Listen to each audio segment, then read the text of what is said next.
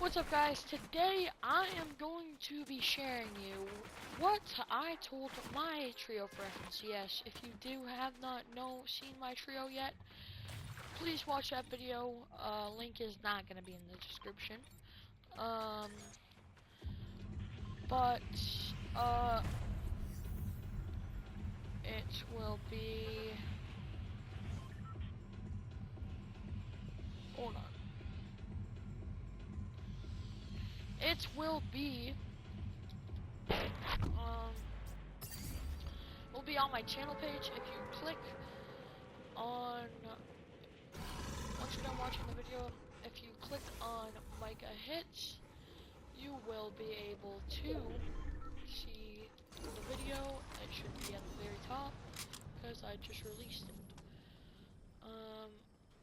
So, oh my god, this gun has recoil. The first thing I told my trio was stick together. Now, I know it sounds obvious, like an obvious thing they would know, but if I'm not trolling you, literally we played rank games to get used to each other's play styles, and just practice a little bit. My duo, Icy Cold, could not stay with us for crap. He ran away from us every time, and it was so annoying. Like, he would just go random places.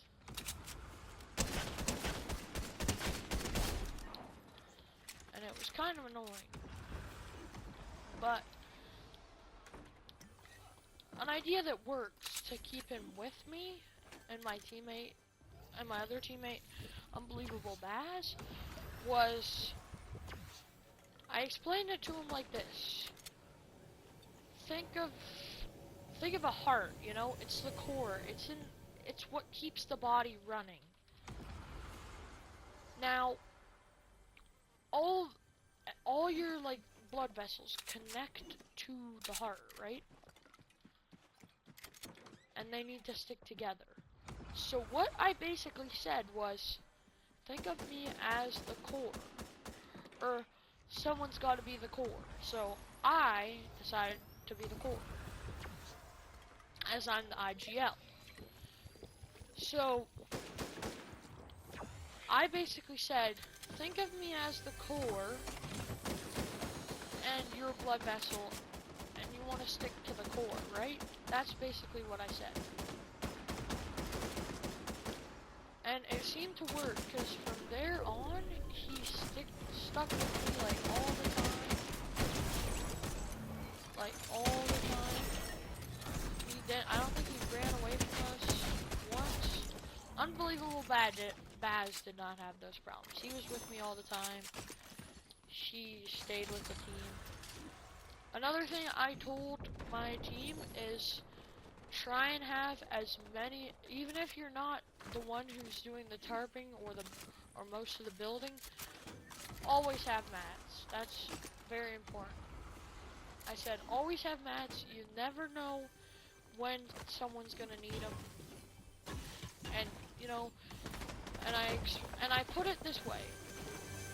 I basically said, so imagine we're endgame, right? In FNCS Grands. And,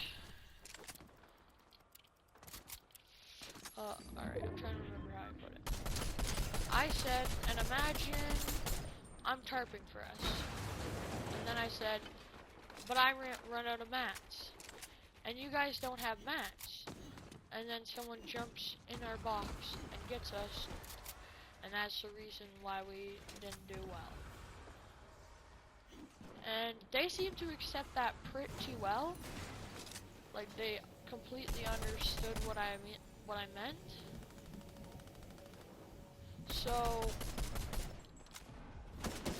yeah. Just, if you guys are going to be telling your teammates any of this, please let them know where you got your information.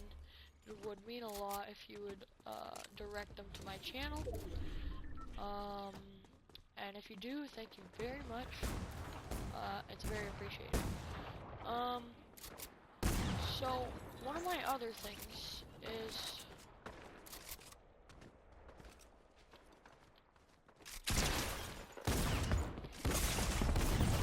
oh my god, I don't know how I didn't get that. The next thing I told my team is don't be mad wherever we place.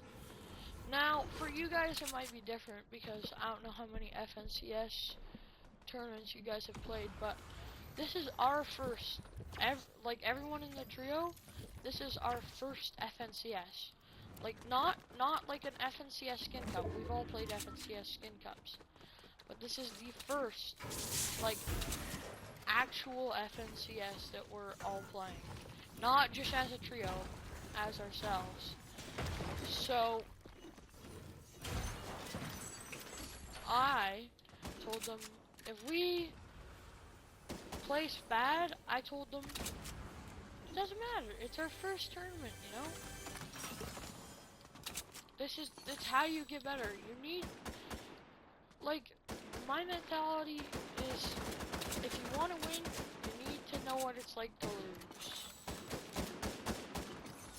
And you adapt from that and then you play better. It's a mindset everyone should have in anything, not just Fortnite, sports. You need to lose to know how to win. And not just in sports and games, life too. You gotta lose in life to get better, you know? And it's very meaningful. So I told them it doesn't matter if we lose. We get better and we come back stronger than we were this time. And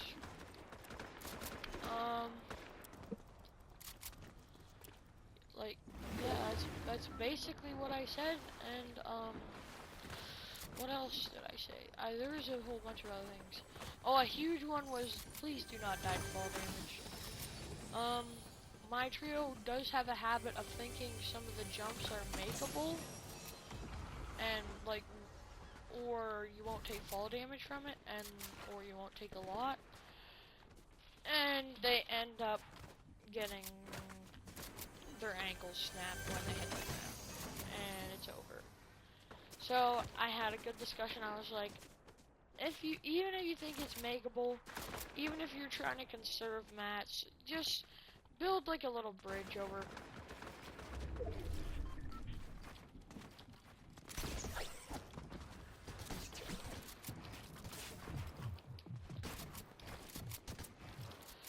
Hold on, guys, I got locked in here.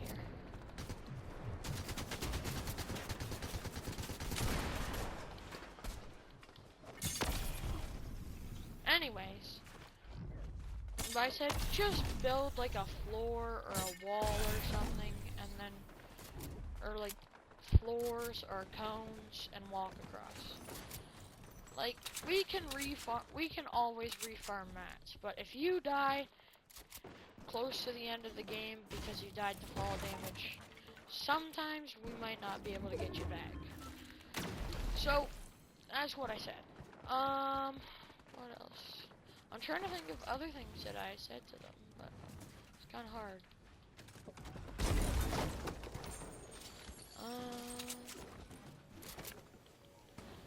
I said, don't be afraid to fight. Like, just because they're better than you, like, even if they are, like, because, like, I don't expect us to win a lot of fights, but I said, even if they're better than you, if you don't think we're gonna qual, take that opportunity, fight them, and try and get better at the game. So, like, if you're not taking opportunities to get better at the game, like, quit competitive. Quit playing competitive Fortnite if you're not gonna take the opportunities to get better.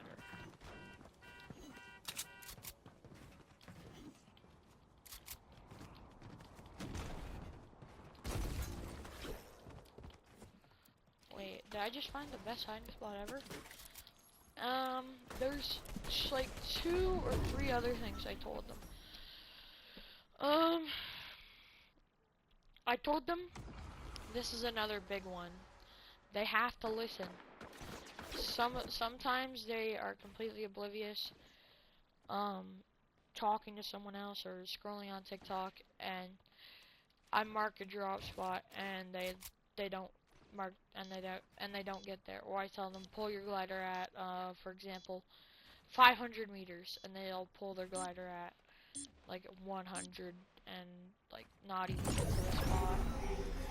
It's annoying, but like it's a stage of getting better, and if they're not gonna learn from it, then you know you just gotta keep trying to teach them. You know, you have to listen. Especially in FNCS, a huge tournament that like everyone wants to win, and there's plenty, like a plethora of very skilled players out there. And they just have to listen, you know? If I say, on mark, spray this guy, you spray him. Don't just stand there doing nothing.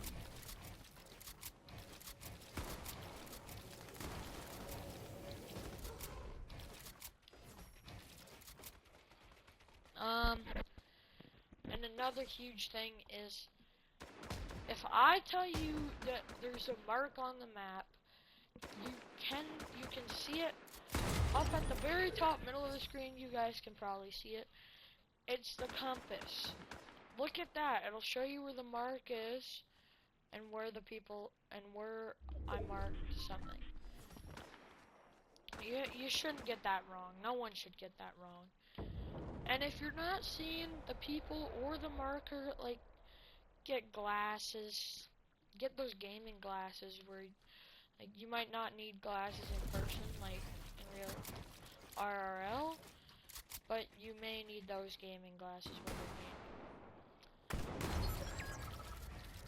Like, if you cannot see the marker I just put down, get the gaming glasses.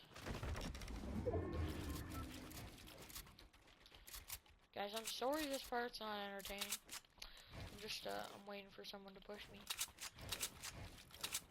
Because I'm not comfortable pushing right now. And,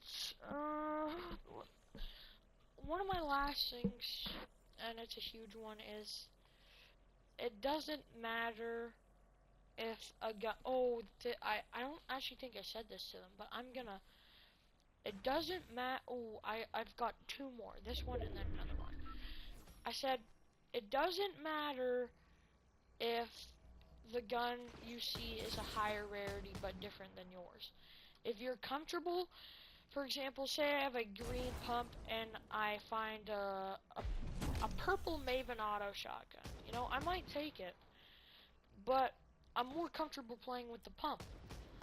So, basically what I'm saying is, if you're comfortable with the gun, but the other gun is higher rarity, take whatever one you're more comfortable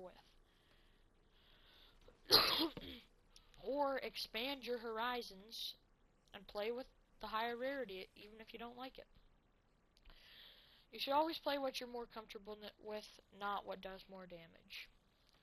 Because you might not hit as many shots with, you might take 5 shots with a purple shotgun. You may hit 1, and you may hit them for 88.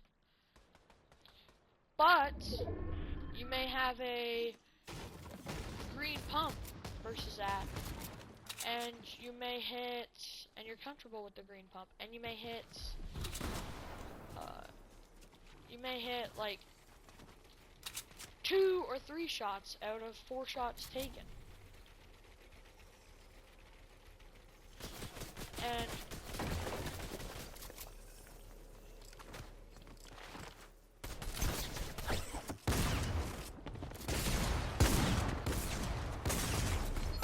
alright, well, we died there, but I'm still gonna finish what I was saying. And then, when you do hit those shots, you may You may kill them with 3 shots hit and 4 taken. Whereas, if you missed 4 of your shots with a better gun that you're not comfortable with, you might die. Same thing goes with ARs, SMGs, and wait, what was my last thing again? Oh, my last thing I was thinking is don't force anything. If we're low on surge, oh, and I have another one too. If we're low on surge and you're scrambling around trying to find someone to take down, don't force it. Like, if you see someone who's weak and they're building in wood and you can tell that they don't have the mats, they don't have the heals, then you fight them. But if you see them building in metal and they just popped a big pot, they're most likely like 100, 150 to 200 health. You don't want to fight that. Especially if you're low on surge, you might get pressed by other players, and it's not going to go well. And the final thing that I will say is, don't be afraid to storm camp. That I told them that. Like, they try and, like, if we play ranked, right? And if we're in storm for like 5 minutes, not 5 minutes, we wouldn't be in storm for 5 minutes. Even if we're in storm for like 30 seconds, they'll just white line in. They won't try and like stop and farm up or anything. You can't be afraid to storm camp a bit. Like, you need to storm camp sometimes. Sometimes it's necessary. An example of a necessary time is, say you're in end game, you just get cracked and and they took a little bit of your white off. Like, and storm's closing, you're gonna want to stay back, pop the med kit, and find a way into circle. I also told them, now this one I don't like as much because I have a lot against it. I hate when people spam in your box with a bat or a sword. But I told them, if you're getting pressed and you're getting absolutely cooked, don't be afraid to just start swinging. Anyways, guys, I hope this helped a ton. I'll see you guys in the next one.